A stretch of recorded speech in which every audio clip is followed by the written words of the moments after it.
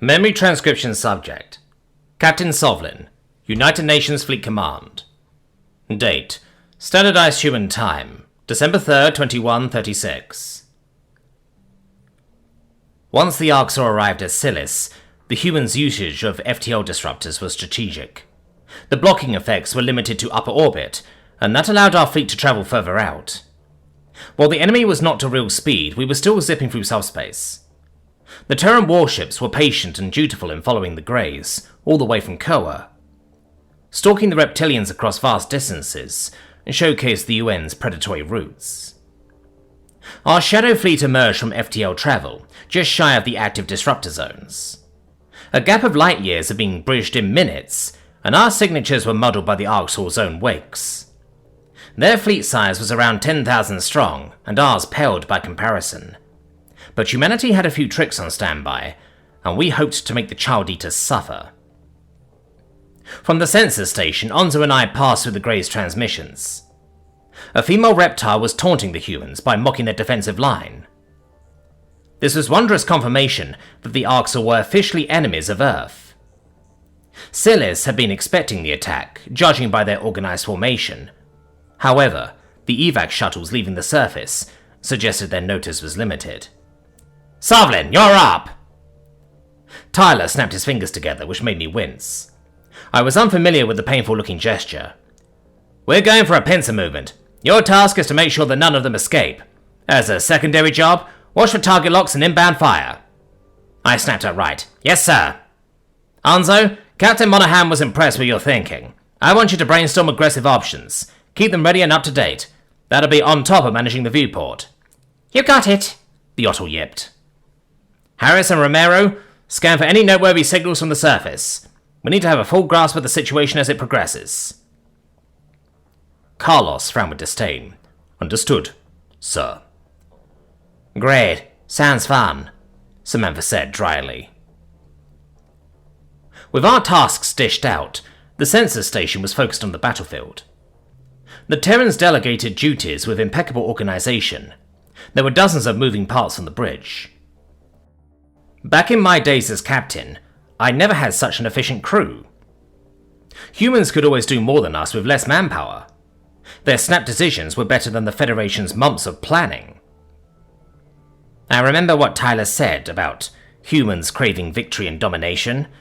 Maybe that reprehensible drive is what gives them the edge.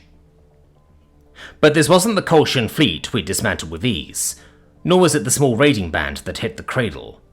This was every Arxor ship in a 100 light-year radius, meant as a show of force. It was impressive enough to put my spines at full bristle. Seeing the monsters swarming Silis, I decided they'd been holding back against the Federation. A vendetta against any particular world would ensure its death. Why wouldn't the Dominion vanquish us all if they had the decisive edge? Perhaps such a move would force us to unify further, or to flee. Chasing their food source off would crush hunting opportunities, and render swaths of space prey-less. The balance was hitting the Federation enough to keep us scared. They didn't want us to believe we could win, but they didn't encourage the idea that all was lost either. "The sensor overlap didn't confuse them long enough. We're quite visible," Onzo said. "Look at the viewport. Their rear flank is pivoting." Captain Monahan glowered at the screen. "Sensors? How bad are the numbers?" "The UN garrison on Silis has about 1,500 ships, minus civvies and transports," I replied. "Then there's 1,000 of us from the Shadow Unit." "Understood.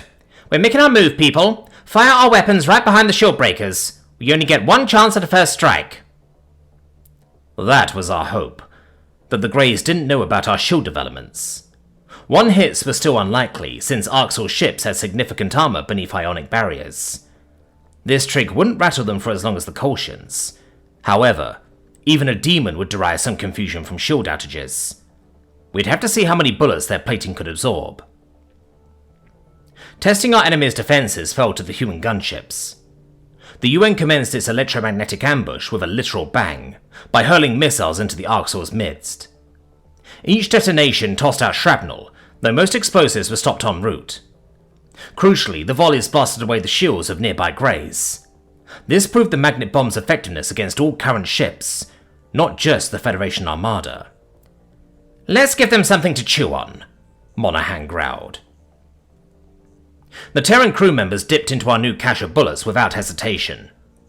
A relentless spray of our munitions rippled across the Arxor's rear flank. Kinetics punched holes in their steel plating, with other UN ships chipping in. Armor-piercing shells chewed through 80 centimeters of steel alloys like it was nothing. It seemed the Terrans had figured out the Arxor's specifications and tailored their weapons accordingly. Humans traded in firing speed for sheer power. From the results, their choice seemed justified. I was appalled that the Earthborn predators devised bullets which could puncture that deeply. Why had they crafted so many killing abominations for interspecies wars? The Greys' evasive maneuvers were nigh instantaneous as they rehearsed. Rather than bubbling into each other like the Federation, the Arxor communicated to avoid collisions. They turned sharply across our flight path, and were aided by a small turn radius. The enemy's mobility presented an added layer of difficulty for human targeting systems. Sensors confirm hits on about 400 hostiles. That's solid, but not as much as I hoped. It was then that the planetary defenses revealed themselves on Celis's moon. Lights decorated the lunar body, near its volcanic centers. Fearsome lasers pounded the Greys, concentrated strikes that melted the hardiest ships. The Tillfish's orbital constructions had been hastily reassembled after most infrastructure was lost to the post-Earth raids. With each crackle from the moon, the Arxor weaved in different patterns. Their bombers initiated twists through the air and changed orientations on a dime. A small posse swooped toward the lunar body, dodging attempted strikes with wild flying. I could see the glimmer in the humans' eyes, acknowledging a skilled foe. Even if they wouldn't vocalize it, the Terrans respected the Greys' quick adaptation. There's about 3,000 fighters whipping around to face us. A few hundred going for the moon, and the rest, I muttered. Focused on the defenders and the planet, Onzo finished. Tyler cleared his throat. How many enemy casualties? Visually, it doesn't look too convincing. A bit shy of 1,000, per the sensors. I chewed on my claws and stared at the oncoming formation. I see a worrying pattern here, fighting every battle outnumbered. Samantha flashed her teeth. He wasn't quizzing your pattern recognition skills. Taking on the entire galaxy has its drawbacks, obviously. Right. I know you said not to let the fuckers escape, but unless you reasonably think you can win, it's us who need to pull back, I offered. Tyler raised an eyebrow. Without even meeting them head-on? 5 attempted target locks on us already. Do you think we can survive that? The Greys are gunning for the Terran-made ships, not the Federation retrofits. The blonde human narrowed his icy eyes and jogged over to the captain. Monaghan was on the comms with the rest of our fleet, plotting our overarching strategy. The Arxor's ships sailed closer, and I could make out their signature twin railguns. That 1-2 punch could hammer a target on both sides, ensuring serious damage. It also made evasion a steep task, at the cost of splitting power output. On the opposite side of the battlefield, I could see the Arxor firing a hefty barrage at the UN defenders. Several Greys feinted toward the planet, hoping that the humans would be reckless to prevent orbital strikes. However, our goal was to mitigate the damage rather than stop it altogether. The Terrans had no intent of throwing a key battle for the Tillfish inhabitants. It was a small sacrifice to halt the Arxor's aggression in the scope of the galaxy. Humans were logical when it came down to their survival, and they hadn't forgotten the Tillfish's part in the Cockatoo Coalition. That was why I expected Captain Monaghan to second my assessment, pulling back before he could sustain heavy damage. Reverse thrust at full power. Begin to clear our FTL disruptor zone, Monaghan barked. Drones will run interference in the Arxor's targeting systems. I could see the automated craft gunning forward, and snaking through the enemy ranks to confuse their systems. That move hindered the Greys from lining us up, whenever the drones obstructed their shot. The Arxor must be guffawing at our cowardice, as we receded through the night sky. Smaller Terran ships were pushing a considerable fraction of light speed, leading the retreat. The other human wing, defending Celis, spit out a few shots before surrendering their posts. They dove into the planet's atmosphere for cover, and conceded orbital range to the Arxor. The UN was sacrificing the very target they sought to protect altogether. This concession spit in the face of military doctrine. Then again, the defenders' disadvantage was linked to being tied down. The Terrans' only objective was to best the Greys in combat, and I suppose that meant regrouping elsewhere. Arxor bombers were mopping up the planetary defences on Silas's moon, with no friendlies assigned to its defence. The lunar bases succumbed after chucking a few bombs. It was a last-ditch attempt to take some hostiles with them. Seemingly, humanity was losing a battle for the first time since Earth. "We're out of range of the FTL disruptors," I yelled to Tyler in a breathy voice. Might be able to stall enough to jump out." "We're not jumping anywhere!" Captain Monahan snapped her chin toward my shouting, with dilated eyes the size of moons. "Our goal is to cover the rear contingent as they warp out." Officer Cardona skipped back to his post. "Yep, change of plans, Godget. You see any ship target locking the ships in warp prep? You let me know." "Yes, sir. May I ask why we're not all warping out?" I questioned. "Skipper says those ships are going to warp back here in staggered intervals. Something about FTL keeping the enemy paranoid. The rest of us, our goal is to maintain a stalemate and keep the Greys' attention." A third of our Shadow Fleet, which was already lacking in numbers, have retreated well behind our main formation. I could see UN breakaways spooling up their drives and sensors, and plotting warp paths in a stationary limbo. The process generated a gravitational disturbance that was tough to miss. Guarding ships that were out of the fray seemed like a foolish task. Perhaps my prior assessment, that humans were the most advanced military in the galaxy, perhaps it was premature. The Arxor had swatted away the drones, though a few automatons were still harassing them. Unlike the Kolshians, the Greys excelled at manual targeting. The foul predator's reflexes took over, and defied all predictability from Terran algorithms. There was no rhyme or reason, just their impulse at the current moment. Spontaneity couldn't be simulated or projected, not even by a human contraption. Despite the daunting odds, it was up to our manned craft to hold them back. Terran warships tested the waters with a few plasma beams, though my particular craft held our fire. Two behemoth carriers opened their bellies and spawned a number of UN fighters. Without enemy shielding, perhaps their nimble dogfighting stood a chance. Onzo flicked his ears at Tyler. "Do the fighters have plasma weaponry?" "A few do. The ones molded from patrol boats have small plasma rounds," the human answered. "Overall, we prefer kinetics. Why?" "We should blind the bastards up close. Throw it right in their face. Viewport." "That could be a good supplementary play. I'll pass that along, buddy." The Arxor had extreme light sensitivity due to their forward-facing pupils. For some reason, humans were not as susceptible to these tactics. Noah's greeting party made them aware of the idea, though. Shining a bunch of plasma flares right at the Greys might work in a space setting, too. The initial foray didn't appear to be going well. Momentum had swung in the enemy's favour. The Terran's smaller craft weren't faring well against the heavyweights. Dominion bombers powered up coaxial railguns and took out fighters by the dozen. Even without shielding, tiny kinetic-based ships weren't getting the job done. Onzo's tip must have been relayed to the charging fighters, because a few human ships went for a pass. These must be the boats with plasma munitions. Their turrets are loaded at much shorter ranges and with less power than a railgun. However, their firing speed allowed them to spew energy bolts one after the other. The Greys relied on optical reflexes, but in this instance, that was an exploitable weakness. Blinding plasma streaked across their field of vision and left their ships heedless to incoming munitions. The Arxor were forced to backpedal, dampening their breakneck pace. That was fortuitous for us, since our stalled ships still needed time to achieve warp. Monahan signaled to weapons and navigations. "Move forward! I want us in missile range yesterday. Fire the railgun while we're advancing." The lights dimmed on the bridge as our railgun projected molten munitions toward the Arxor.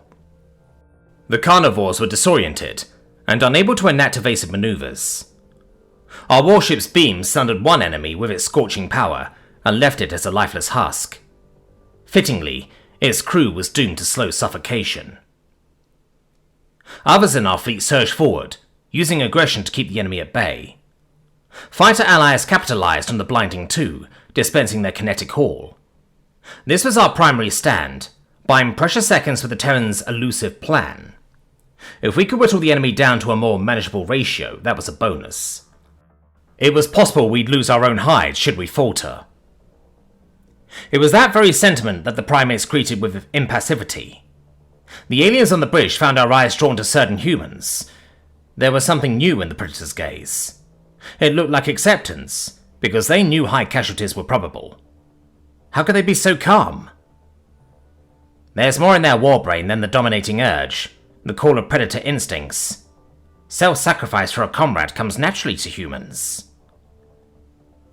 The Arcs were attempted to shirk our advance, but we adjusted our vectors to match them. Our opponents had shaken off the blinding tactic, and refocused on UN ships that were warping out. My orders plainly stated that their destruction could not happen.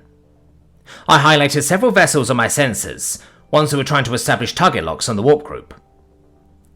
Tyler took the cue without any explanation. "Here's our targets! Bury them!" Each UN warship picked their mark, and we began swapping missiles with the Greys. One enemy projectile was arching a bit too close for comfort, but we intercepted it first. Our own success rate was also paltry, with the Dominion bombers picking off numerous warheads. At least it distracted them from the vulnerable warpers for a moment. I glanced at my sensors readout, feeling my stomach flip from nerves. We couldn't protect sitting targets much longer. The Arxor's numbers were far more than we could hope to restrain. Hostile bombers, fresh from demolishing Silas's moon, were joining up as reinforcements. Our last trick had been executed, and now this was a straight-up brawl. In hindsight, the Terrans should have withheld a sect of the shadowy fleet from the beginning, but the main ambush was supposed to be deadlier, and we expected to scatter the enemy. I figured the reason our ship lingered was because the brass realized every craft couldn't escape. Someone had to guard the drop point. Captain Monahan stomped her foot emphatically. "Do not let the Arxor get anything off at the rear flank!" "They're aiming for us too! There's a target lock on our ship!" I called out. "Damn it! If we try to evade, they get an opening! Shoot them first!" Our weapons tech coughed. "There's no time to calibrate! Eyeball it! Give me a Hail Mary!" The Terrans identified the ship target locking us, and swiveled the railgun in its direction. With the vastness of space, it normally took several seconds to align the sights and set the coordinates. The technician squinted through one binocular eye, as though that would enhance her predator instincts. She jerked the railgun on target and scrolled across the viewport quickly. I knew the task was impossible, given that humans didn't possess omnipotence. Picking something that looked about right wasn't enough, it had to be perfect. Dozens of factors went into a successful kill. Bungling a single one, such as our ship's vector, their distance, and their future location, would cause a hopeless miss. Not even an apex predator could eyeball that in a second. "Carlos, Sam, I'm glad I got to know you," I croaked. Samantha sighed. "There's no other racist war criminal I'd rather spend my last moment with." Carlos chuckled to himself. "Likewise. We saved each other's ass a few times, huh?" "Yeah, mostly me saving you," I snorted. The plasma railgun had released its Hail Mary, but I couldn't bring myself to watch. Why spend my last seconds dwelling on our failure? Perhaps I understood the acceptance in the Predator's eyes earlier. Everyone aboard this vessel knew we could wind up dead, and we endured that risk. Monahan could have dodged our target lock, yet the captain put the mission first. I didn't understand why the Terrans had their eyes glued to the viewport. That impossible hope persisted in them to the last, unwilling to acknowledge reality. But there was no sense in crushing their childish optimism in their last moments. The loss of my friends, of Marcel's packmate, and even primitive Onzo weighed on my heart. The last emotion I felt was grief. Claps, whoops, and cheers sounded across the bridge, which startled me half to death. Onzo focused the viewport on a shattered vessel, which must have taken a hit to the drive column. I glanced at my sensors and saw the target lock was gone. That was not possible, even for a predator. The odds were astronomical. There was no way any living being could land such a shot. We're alive! We fucking made it! Tyler hollered. I exhaled a shaky breath. Humanity has sustained a few losses, but our warship wasn't among them. Miraculously, our stall tactics had delayed the enemy for enough time. Dots from the rear contingent vanished off sensors, one after the other. Those UN ships warped out in a hurry, and I had no clue where they'd gone. The humans succeeded in getting a few players out of the system. Now we were stuck here, and we had to find a way to survive.